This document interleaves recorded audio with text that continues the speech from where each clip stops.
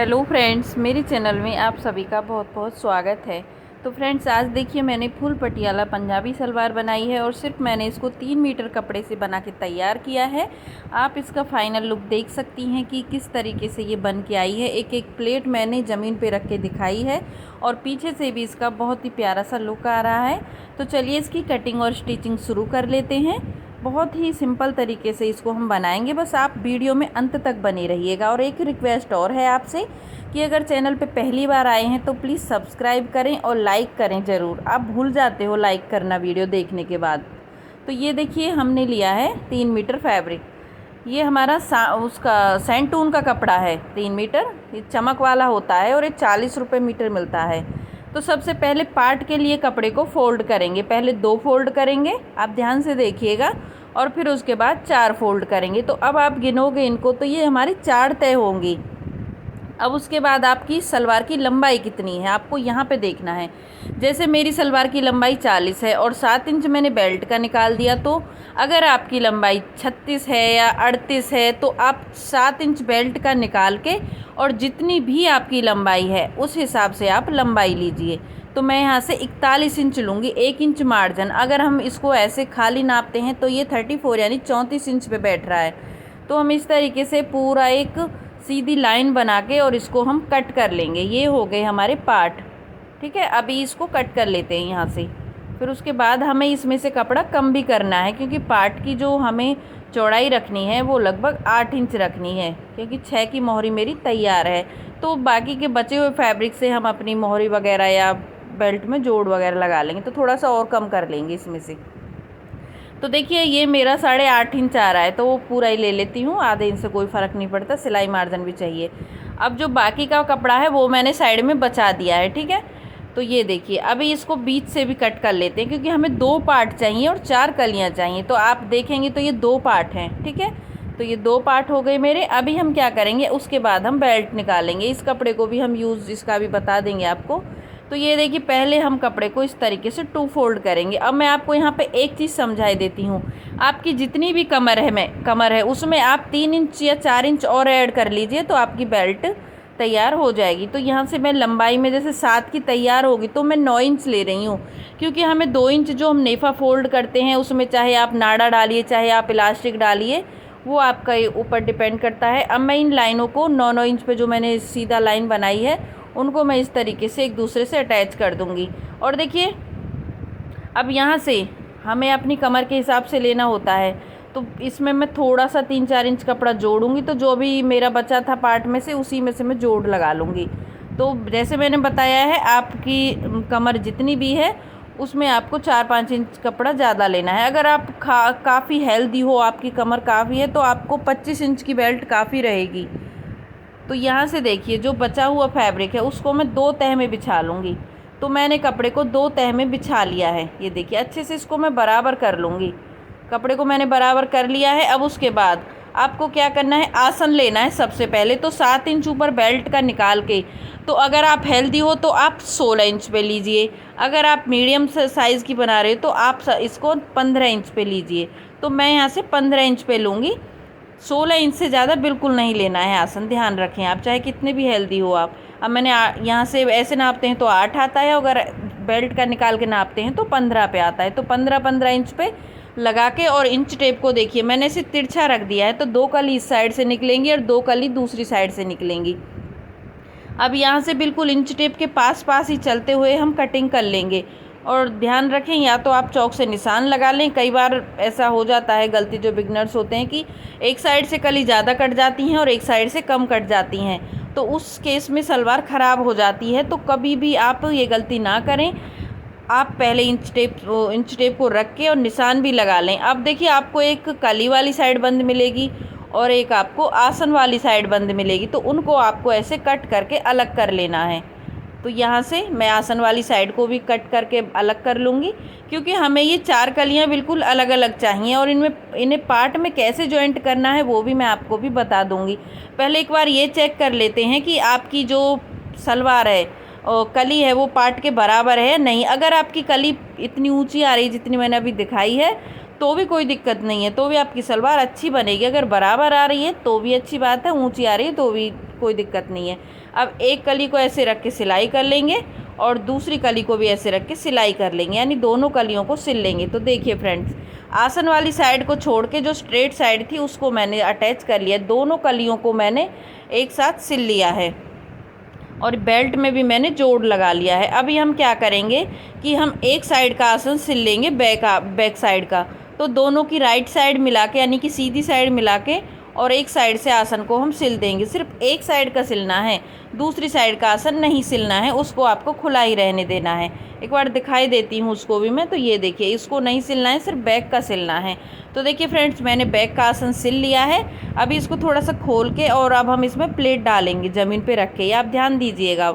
अब मैं पहले 2 प्लेट बैक में डाल दूँगी, तो 3 इंच इधर से और 3 इंच इधर से। तो एक बॉक्स प्लेट डलेगी बैक में, आमने सामने मुंह होगा दोनों प्लेटों का, ध्यान रखें आप। ये देखिए, इसका मुंह इसके सामने और इसको उठा के इसके सामने। तो ये हो गई हमारी प्लेट। अब आपको यहाँ से ध्यान देना है कि आपको कपड़ा कितना छोड़ना है और कितने कपड़े में प्लेट डालनी है। तो यहाँ से बस थोड़ा सा ध्यान दीजिएगा आप। तो ये दोनों हो गई मेरी कंप्लीट। अभी अपनी बेल्ट लेंगे, तो बेल्ट को हम इस तरीके से मोड़ लेंगे।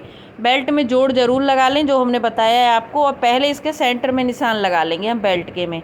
ये सेंटर में निशान हो गया, एक छोटा सा कट भी डाल देंगे इसमें। अब आपको क्या करना है कि यहाँ से 10 इंच छोड़ना है, यानी कि 10 इंच तक आपको कोई प्लेट नहीं डालनी है।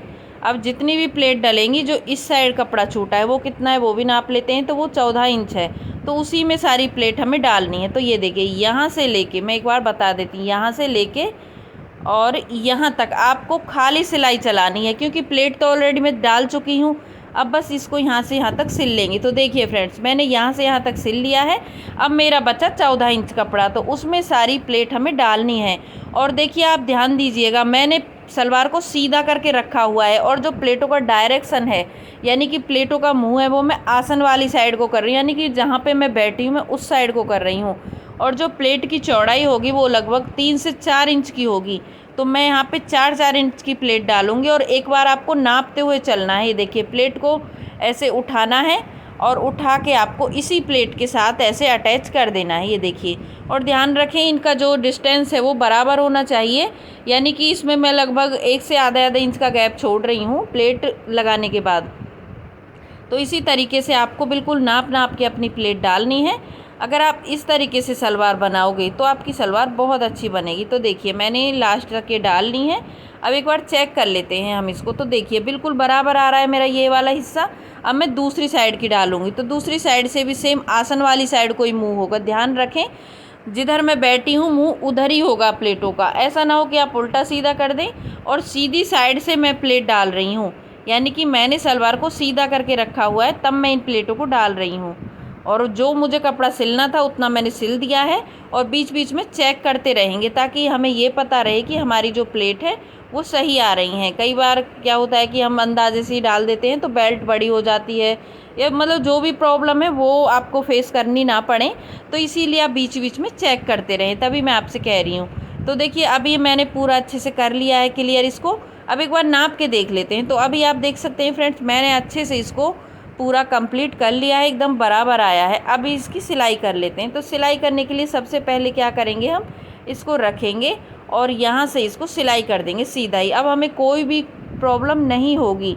वो क्यों नहीं होगी हमको प्रॉब्लम, क्योंकि हमने इसमें जो हमें जितना कपड़ा सिलना था हमने सिल दिया है। और हमें सिर्फ इसमें अब सिलाई लगा के और एक सिलाई इसके ऊपर से लगा देनी है।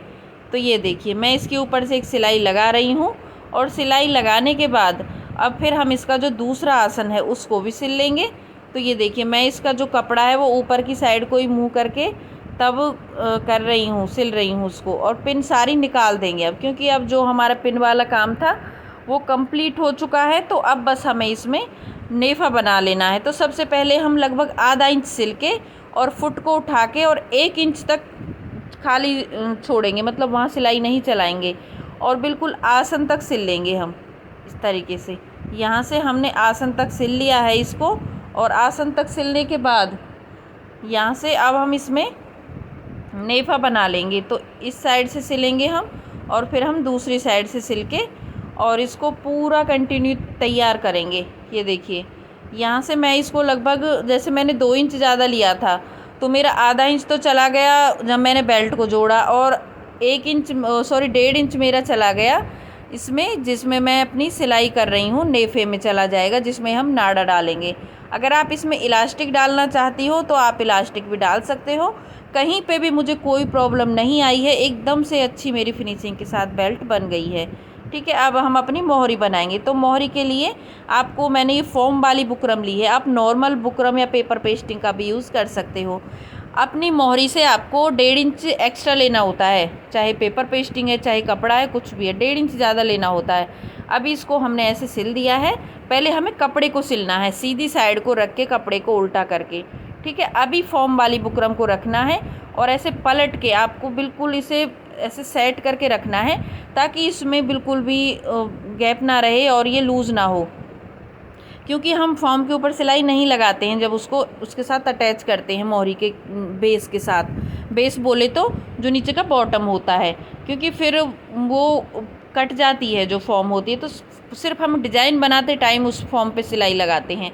पहले हम एक सीधी लाइन बनाएंगे, सीधी लाइन बनाने के बाद 2 सीधी लाइन बना के और फिर हम इसमें जिगजैग वाला डिज़ाइन देंगे। तो जिगजैग वाला डिज़ाइन काफ़ी अच्छा लगता है, वो आप अपने अकॉर्डिंग आप जो भी इसमें डिज़ाइन बनाना चाहती हैं वो आप इसमें बना सकती हैं। तो यहाँ से मैं इसमें सेम ऐसे ही जैसे मैं आपको बता रही हूँ जिगजैग वाला डिज़ाइन बना लेंगे। ये देखिए, ये डिज़ाइन बनाने के बाद अभी हम क्या करेंगे कि एक सिलाई हम इसके ऊपर से और लगाएंगे, मतलब एक बार जिगजैग वाला डिज़ाइन, एक बार सीधी सिलाई। तो ऐसे ही कंटिन्यू हमको ये करना है। तो ये देखिए, मैं यहाँ से पूरा कंप्लीट इसको कर लूँगी। और सॉरी मैं आपको ये बताना भूल गई, इस बुकरम की जो चौड़ाई मैंने ली थी वो मैंने 3 इंच ली थी। तो ये चीज़ हम बताना भूल गए, तो हम अभी बता रहे हैं आपको, 3 इंच चौड़ाई ली थी ताकि इसका लुक अच्छा है मोहरी का। अब इसकी फ़िटिंग कर लेते हैं। अब यहाँ पे आपको देखना है कि कितने इंच की आपको चौड़ाई रखनी है। जैसे मुझे 6.5 की रख के और तिरछा निशान लगाना है। ठीक है, तो यहाँ से मैं इसको तिरछा निशान लगा के और बिल्कुल आसन तक ले आऊँगी। अब जैसे मैंने आपको ये वाली मोहरी बनानी बताई है, जो इसका दूसरा पार्ट होगा मोहरी का, उसको भी हमें सेम ही बनाना है, उसमें भी कुछ भी अलग नहीं है। तो वीडियो काफ़ी लंबी हो जाएगी, इसीलिए हमने आपको एक में बहुत अच्छे तरीके से समझाया है। फिर भी कहीं पे कोई डाउट आता है तो नीचे कमेंट करके बताइएगा। एक्स्ट्रा फैब्रिक को कट कर देंगे, पूरा कपड़ा नहीं कट करना है, 1-1 इंच कपड़ा रखना है इसके अंदर, ताकि कभी टाइट लूज़ कर सको। तो देखिए ये लुक ऐसे आता है साइड से ही, देखिए बड़ा प्यारा लुक आता है।